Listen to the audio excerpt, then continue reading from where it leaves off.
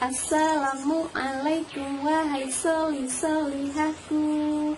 Waalaikumsalam wahai ustazahku. Sekali lagi. Assalamualaikum wahai solihahku.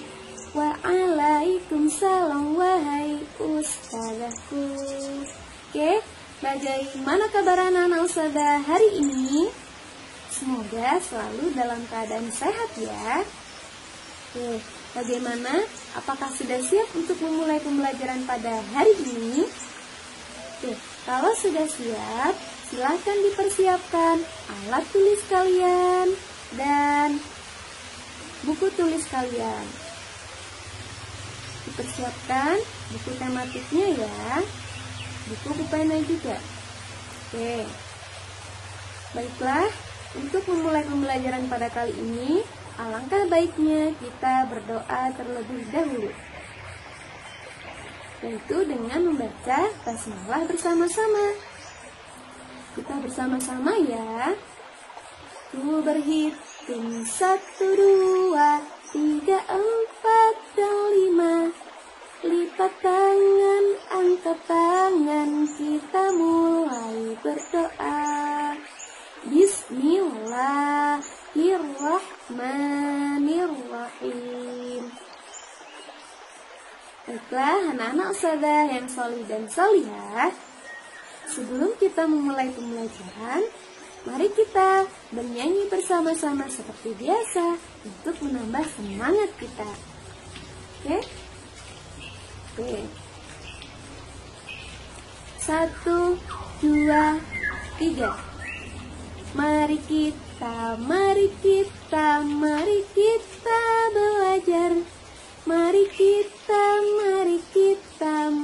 kita bermain. Mari kita belajar. Mari kita belajar dengan riang. Belajar, riang, gembira bersama ustazah. Oke, langsung saja kita simak video pembelajaran kita pada hari ini. Silahkan menyaksikan. Assalamualaikum warahmatullahi wabarakatuh. Nah, baiklah anak-anak ustazah yang solih dan solihah, pada kesempatan kali ini kita akan belajar tema 3, subtema 3, yaitu tentang tugasku sebagai umat beragama. Kita belajar bersama Ustazah Iif. Nah, pada kesempatan ini, pada subtema 3 ini, kita akan belajar muatan pelajaran bahasa Indonesia dan muatan pelajaran matematika. Nah, hal yang akan kita pelajari yaitu ada beberapa ini tujuannya, yaitu agar siswa dapat menemukan kosakata tentang kehidupan budaya, yaitu budaya tolong-menolong. Yang kedua, siswa dapat menuliskan cerita tentang budaya tolong-menolong berdasarkan gambar. Kemudian yang ketiga, siswa dapat menggunakan kosakata untuk membuat suatu cerita. Kemudian yang terakhir, siswa dapat menggunakan kosakata tentang lingkungan sosial dan geografis. Nah, langsung saja kita akan mempelajari tentang menuliskan cerita tentang budaya tolong-menolong. Nah, apa ya makna budaya itu? Nah, budaya adalah suatu yang menjadi kebiasaan dalam kehidupan bermasyarakat. Jadi segala apa yang dilakukan yang sudah menjadi kebiasaan di dalam suatu masyarakat itu disebut dengan budaya. Nah, contoh budaya bangsa Indonesia adalah tolong-menolong. Nah, apa sih tolong-menolong itu? Nah, makna tolong-menolong yaitu saling membantu. Nah, menolong adalah perbuatan yang terpuji. Kita tidak perlu mengharapkan imbalan atau balasan. Dengan menolong, Dengan menolong orang lain berarti kita sudah meringankan beban orang lain sehingga kita merasa bahagia. Nah, ayo kita baca tentang budaya tolong-menolong di sekolah. Kemudian temukan kosakata yang berhubungan dengan tolong-menolong. Nah, ini adalah teksnya, kita baca bersama-sama. Budaya tolong-menolong. Hari ini Siti belajar dengan ceria. Siti bersama teman-teman berdoa dan memberi salam kepada ibu guru. Ibu guru menyampaikan pengumuman. Pengumuman itu berisi berita tentang bencana banjir di lingkungan sekolah. Seluruh siswa ikut membantu. Mereka mengumpulkan uang sumbangan. Sumbangan dari siswa dikumpulkan setiap kelas, kemudian dari setiap kelas dikumpulkan untuk disalurkan. Seluruh siswa merasa senang dapat membantu korban banjir. Nah, kosakata yang dapat kita temukan di sini apa ya? Nah, yang pertama yaitu bencana. Nah, ini kosakata baru yang kita temukan. Yang pertama yaitu bencana. Ini kosakata yang berhubungan dengan budaya. Yang pertama adalah bencana. Kemudian yang kedua apa? Ya, sumbangan. Sumbangan. Yang kedua adalah sumbangan. Nah, kemudian yang ketiga apa ya? Korban. Ya, korban. Oke. Nah, coba kita ingat lagi. Apakah kosakata itu? Nah, kosakata adalah kata baru yang kita temukan atau banyaknya kata yang dimiliki suatu bahasa. Nah, kita harus mengetahui makna kosakata. Nah, dari kosakata yang telah kita temukan dari cerita tadi, inilah maknanya. Nah, makna dari bencana yaitu peristiwa alam yang menimbulkan kesusahan. Sedangkan makna dari sumbangan yaitu bantuan, baik itu berupa uang ataupun barang untuk orang yang kesusahan. Dan selanjutnya, makna dari korban, ya, korban itu artinya adalah orang yang mengalami kesusahan. Nah, itulah maknanya.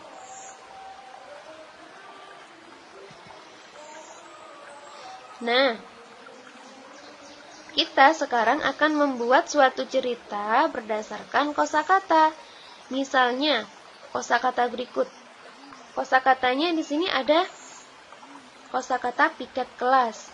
Yang pertama, kemudian yang kedua ada menjaga lingkungan. Kemudian yang ketiga, gotong royong.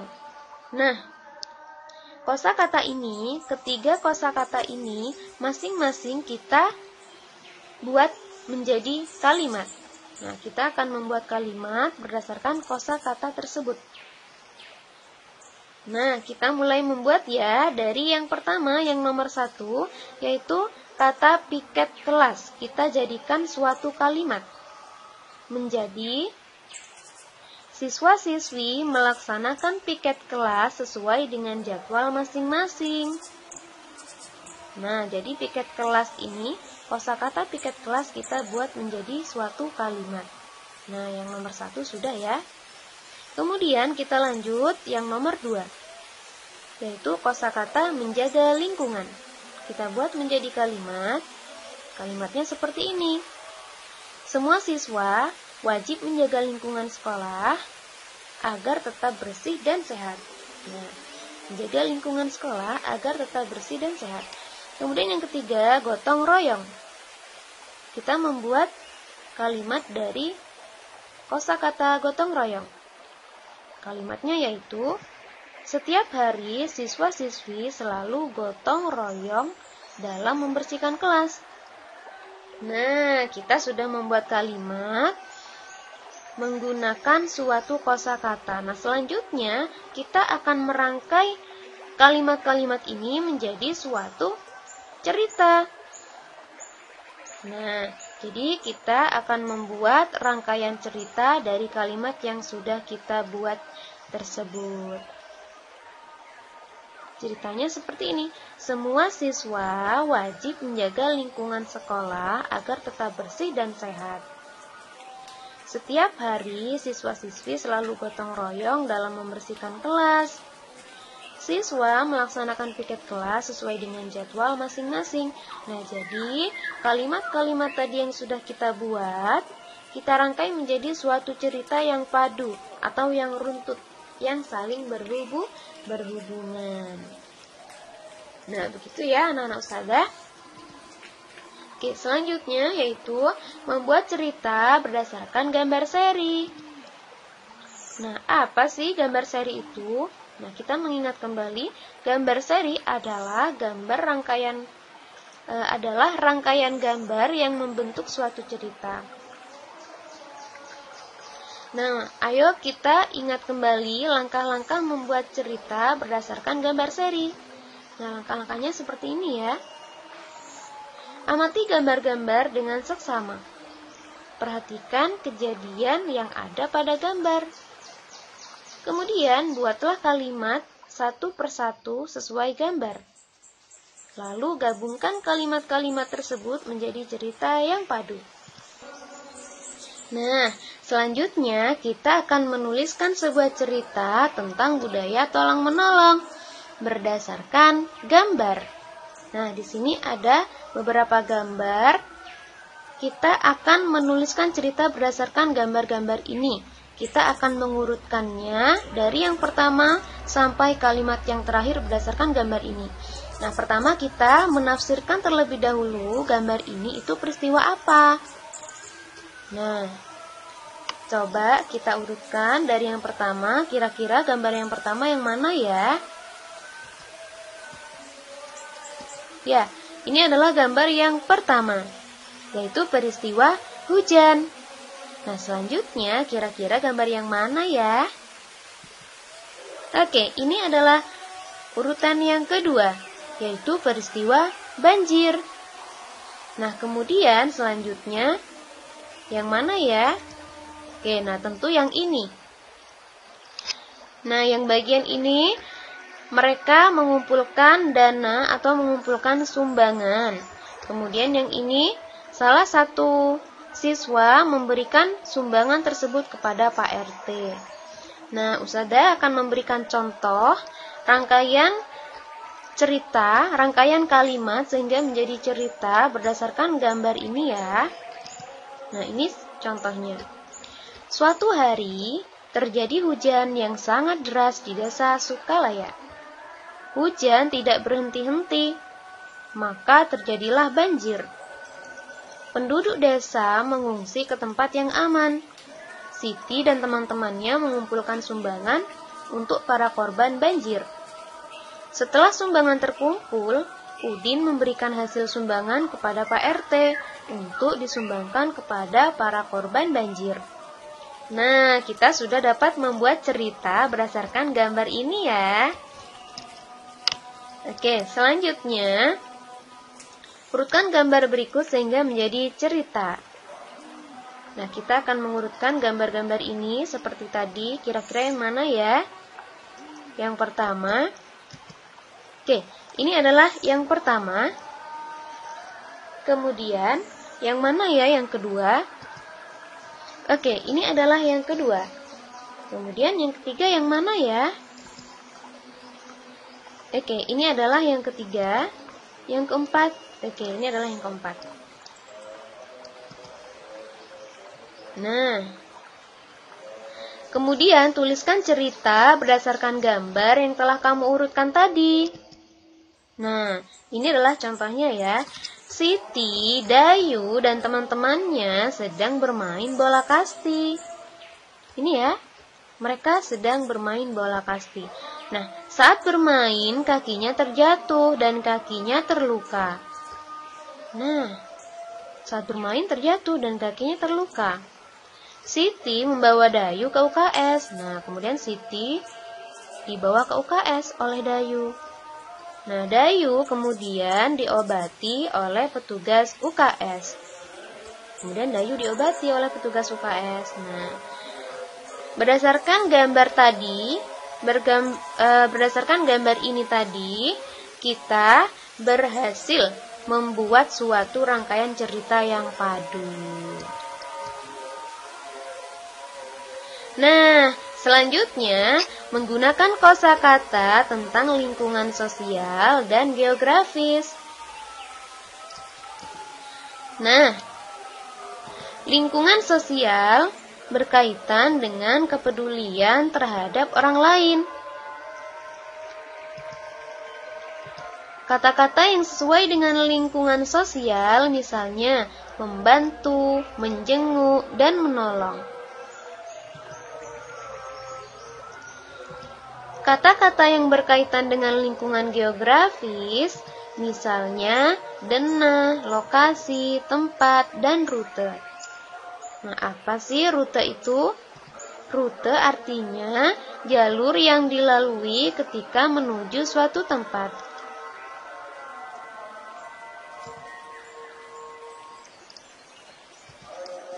Nah, ayo kita ingat tentang denah rumah. Denah rumah adalah gambar yang menunjukkan letak rumah.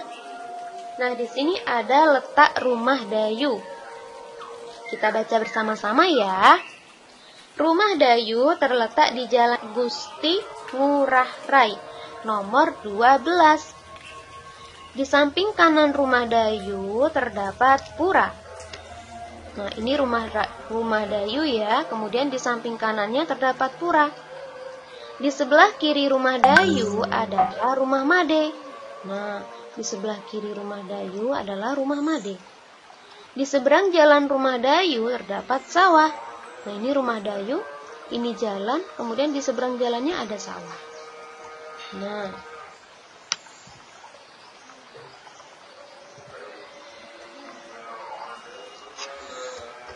ini ada suatu kondisi, yaitu menjenguk teman yang sakit.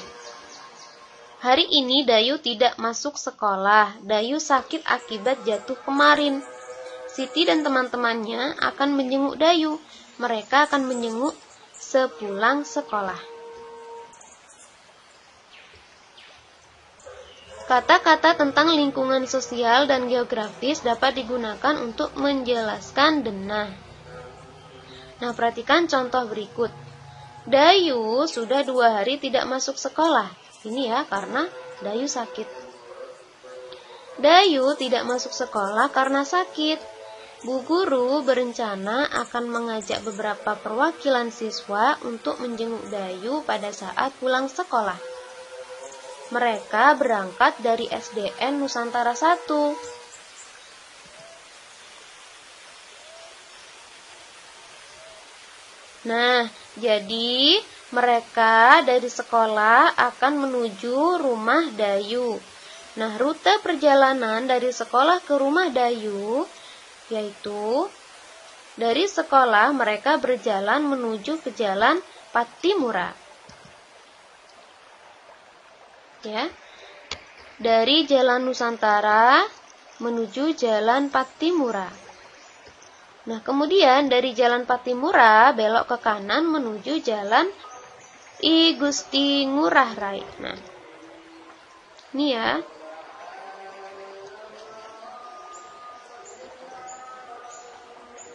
Rumah Dayu setelah rumah Made. Nah, rumahnya Dayu ini setelahnya rumah Made.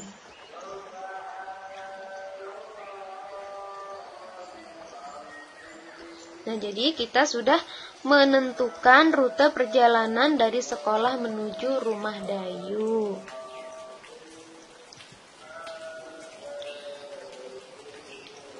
Nah, selanjutnya kita masuk pada muatan pelajaran matematika, yaitu membandingkan dan mengurutkan harga barang. Jadi ada barang yang mahal dan ada juga barang yang murah. Barang dengan harga yang lebih rendah dikatakan lebih murah. Sedangkan barang dengan harga yang lebih tinggi dikatakan lebih mahal. Perhatikan contoh berikut. Nah, ini adalah permen lollipop. Harganya Rp1.000. Dan ini adalah coklat, harganya Rp2.000. Nah, nilai uang Rp1.000 lebih kecil dari Rp2.000. Jadi, permen lebih murah daripada coklat. Sedangkan coklat lebih mahal daripada permen. Nah, paham ya anak-anak ustazah yang sholih dan sholihah? Oke, alhamdulillah. Selanjutnya yaitu kesimpulan. Yang pertama yaitu suatu cerita bisa dibuat berdasarkan gambar seri. Kemudian selanjutnya, suatu cerita bisa dibuat berdasarkan kosakata tertentu, yang mana kosakata tersebut diubah menjadi kalimat dan beberapa kalimat yang telah dibuat tersebut dirangkai sehingga menjadi cerita yang padu. Rute adalah jalur yang dilalui ketika menuju suatu tempat. Barang dengan harga yang lebih rendah dikatakan lebih murah. Sedangkan barang yang dengan harga yang lebih tinggi dikatakan lebih mahal. Nah, demikianlah pembelajaran kita pada hari ini. Kemudian seperti biasa, Ustazah mempunyai oleh-oleh untuk kalian atau tugas di rumah. Yang pertama untuk muatan pelajaran bahasa Indonesia, yaitu mengerjakan kegiatan Ayo Berlatih.